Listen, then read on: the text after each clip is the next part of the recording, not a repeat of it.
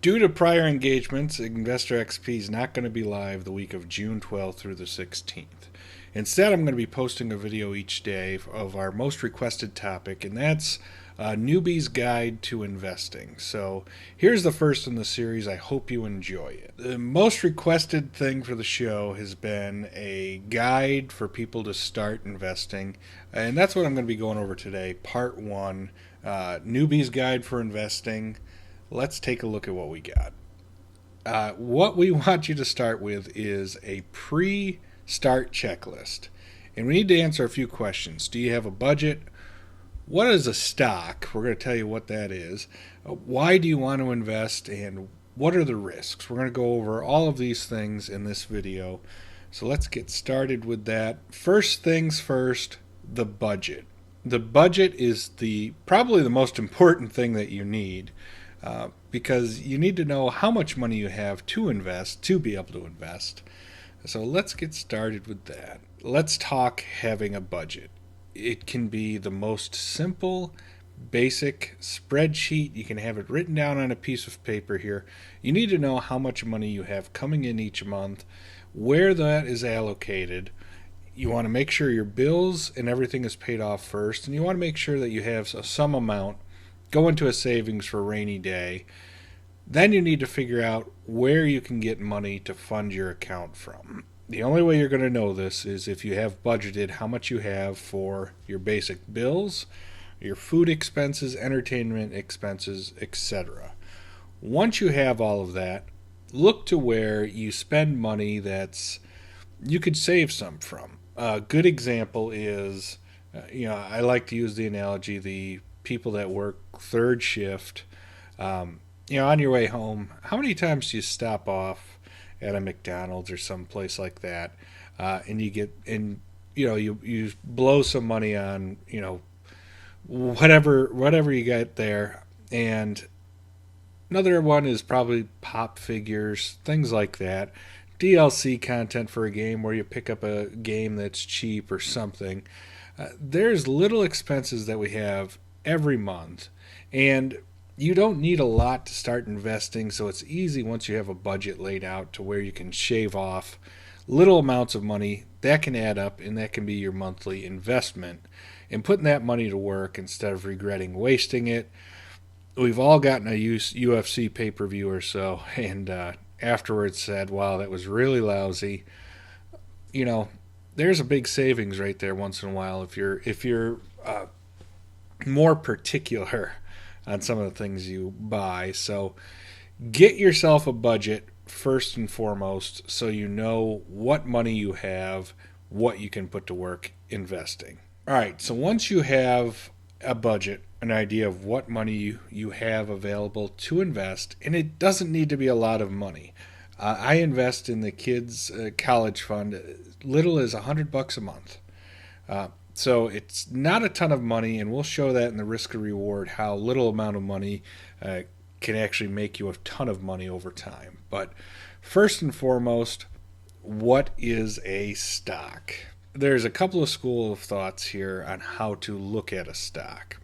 The very basics of what a stock is it's a small share of a publicly traded company that, quote unquote, you own that small fraction of a percentage. Okay. Couple of ways to look at this. The first thing that you need to take away from this is the most important aspect. Something is only worth whatever someone's going to give you for it. Okay. The value of the stock is only what someone's willing to pay for it. Okay. Like so many other things, you need to understand that. Okay. So technically a stock is a fraction of a share of a company. People look at it, it kind of falls into two categories. When a company offers stock, and there's various reasons for them to offer that stock, whether it's to raise money, or other reasons for it, but that stock is somewhat detached from the company itself. You can't go back to the company and say, redeem it with the company. It's detached, and then it goes trading publicly where people buy and sell it based on what they perceive the value is going to be in the future. So if you are a trader, you look at the stock as it is a piece of paper, nothing more. People usually don't even get the piece of paper. It's an electronic holding that is loosely tied to the company and how its performance is, and you have this electronic item that people are going to buy for future growth. They perceive that the value is going to go up in the future, or they perceive that the value is going to go down, so they sell it. So people can look at stock, and a lot of traders do, as it's just a piece of paper. It's just an electronic holding, and that's all it is. And people are going to perceive its value to go up or down. Now, the more traditional view, and this is kind of like the investor view, is that the stock, it truly is a share of the company. You can vote on things for the company, and the company pays you to have a share of that company through dividends. Now, not all stocks offer dividends, but certain investors, like myself, that's really the stock that you invest in, and you buy and hold long term, and you get an income from those stocks. So you can look at it. The traditional view is that this is actually a share of the company. You can participate in voting with the company. They pay you money, from their earnings to hold a share of the stock, and it can grow in value as the company does well or the company does poorly. So those are the traditional views of stocks. Kind of falls into two categories. Is it a piece of paper that's detached from the company and has a perceived value that you can sell to other people? Actual share of the company, where you get some income from it. You need to take a stance, depending on what kind of investor you want to be, on what a stock is, and don't lose sight of the most important thing. It's only worth what someone's willing to pay you for it, and if it pays a dividend, it's worth something because you're getting an income from it. So that is what a stock is to many people. You need to keep that in mind. All right, you need to know why you want to invest. Do you want to build money? Do you want to get rich? Do you want to set aside money for a college fund? Do you want a future nest egg? Why do you want to invest? If you want to get rich, probably don't want to be watching my channel. I'm not rich. People will sucker you into investing and say, look at Warren Buffett, look at all these billionaires that they made it simply investing. I can't dispute that because there are people that have become very wealthy investing. More likely, though, you can do a better return investing than what a savings account's going to give you. They generally only do a fraction of a percent for your savings, and you have some good potential upside. Now, I have done very well investing, well enough that I can do a YouTube show, and that's kind of what I do now. So basic investing knowledge, some good news sources and things. You can do great things investing. Certainly don't go into it thinking you're going to become a billionaire. Shoot for the moon if you want, but realistically, you're going to do a steady return. You're probably better off. A lot of people say you're better off just going into a fund, an ETF, a mutual fund, or something that tracks the overall market, and it'll perform very well, and you'll do very well.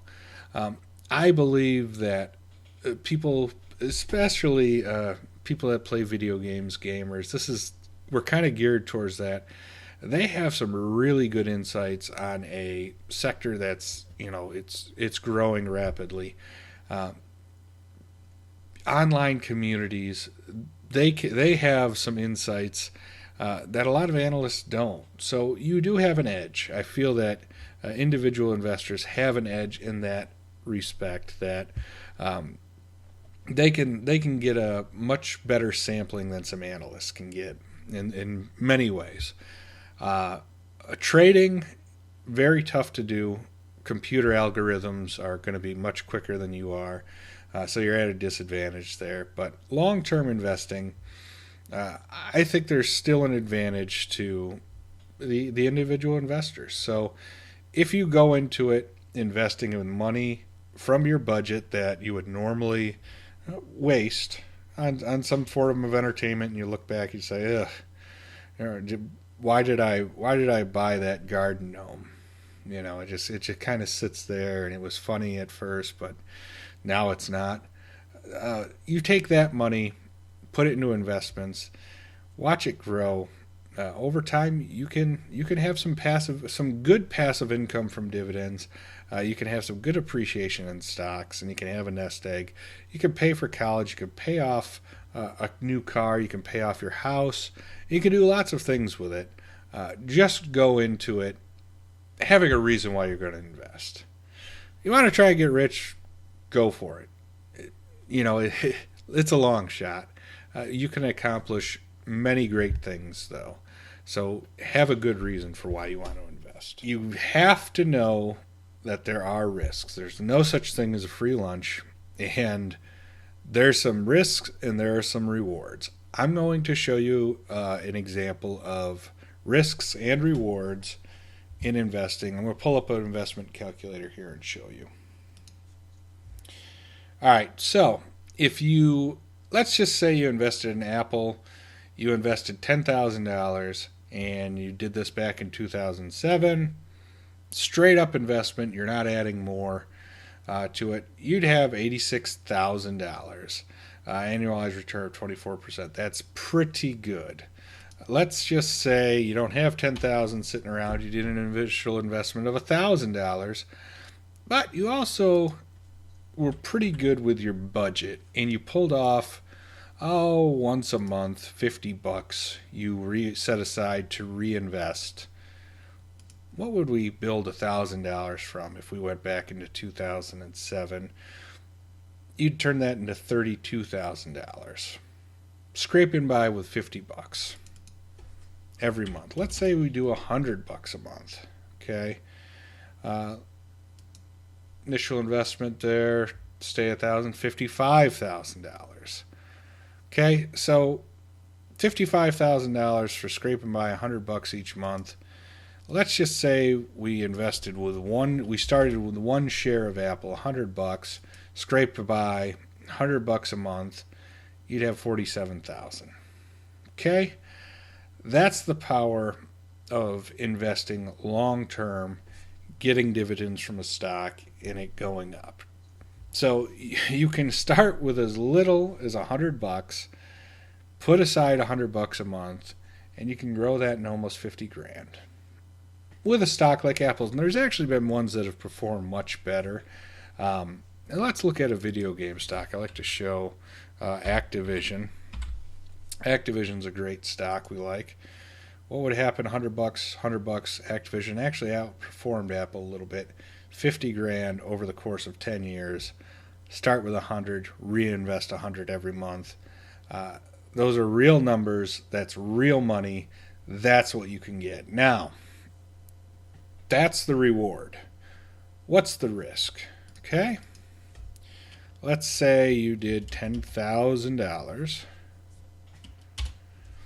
and you've invested it into Sears back in 2007 and didn't reinvest anymore.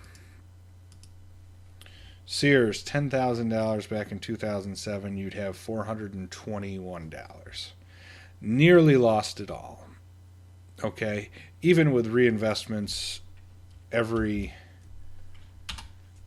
fourth week, once a month, $100, you'd have $3 grand from your $10,000. So again, nearly would lose it all. A stock can actually go to zero, and you can lose all your money. I made a bet on THQ, and it was just a bet. It was a long shot. I thought They had a couple of good franchises with the WWE game and stuff like that. THQ, it was $500. Said, here we go, THQ, they're going to survive. They were so dirt cheap. They had these franchises to lay on. They went bankrupt. They sold off the franchises. Lost my money. It was a small position, small bet at the time for me. $500. $500 is $500, and it could be a lot of money depending on the situation you're in. Money is money, and I lost it all on THQ. I knew the risk going in. The upside would have been huge if they turned it around, someone bought them out, etc., etc. I thought they had some decent franchises they worked with. I was wrong. As someone who invests in stock, you're really if you're invested in the common stock of the company, you're at the tail end when bankruptcy comes around. They have different debt they have to pay off. They have to pay off the people that hold the bonds. Your pecking order is very low as a holder of common stock. So when it's all said and done, there was nothing there. I got some nice packets where they explained that there was nothing there. I wouldn't be seeing a dime. As a shareholder, they're bankrupt. All the money's gone. There's some people that tried lawsuits and things like that, but you can lose it all. It can all be gone if you pick the wrong stock. You pick the right stock, you can turn $100 into a month into 50 grand, even more, depending on what it is. And you can build some long-term income.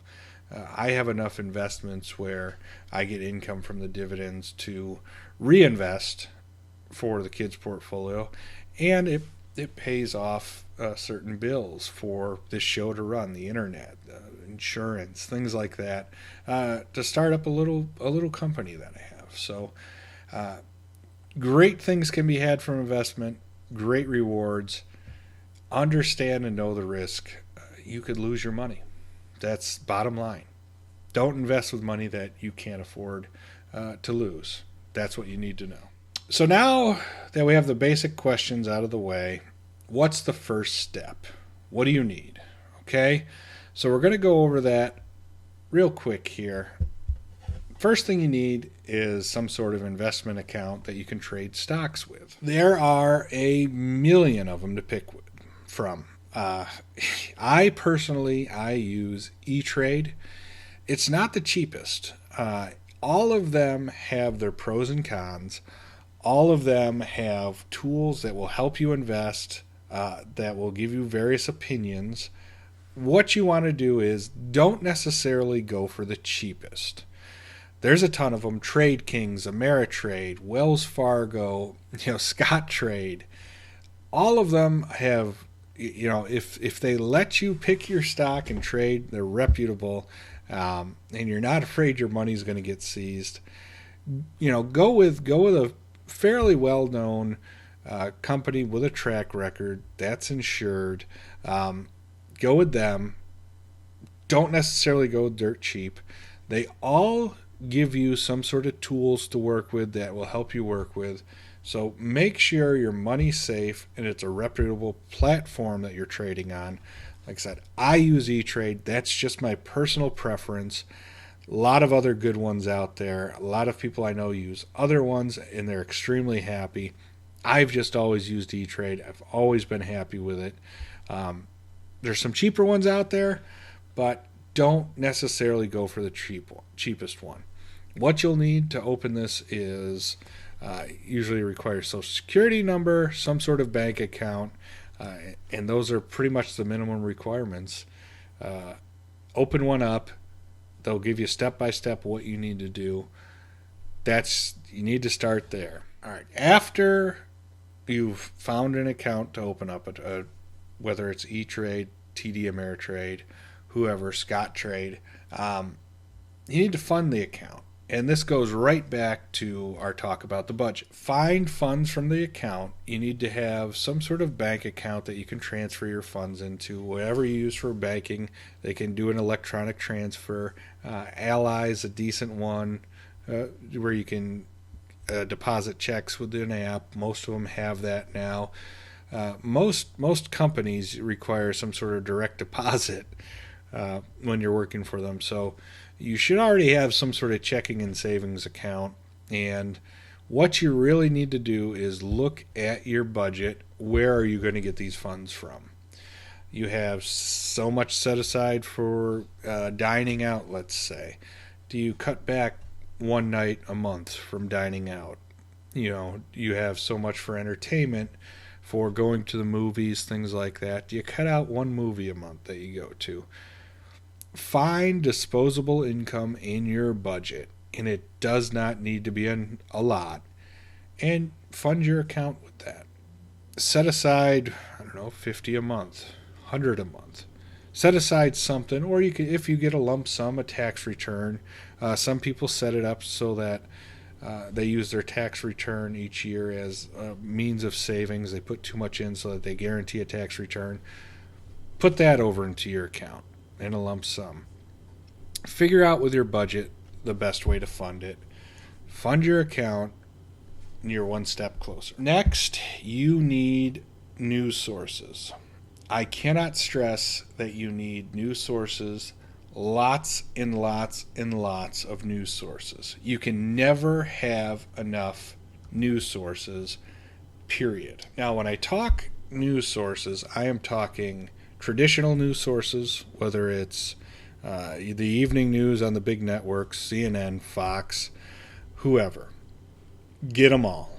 Every piece of news you can get, CNBC, Fox Business, whatever it is, you want as much news as possible.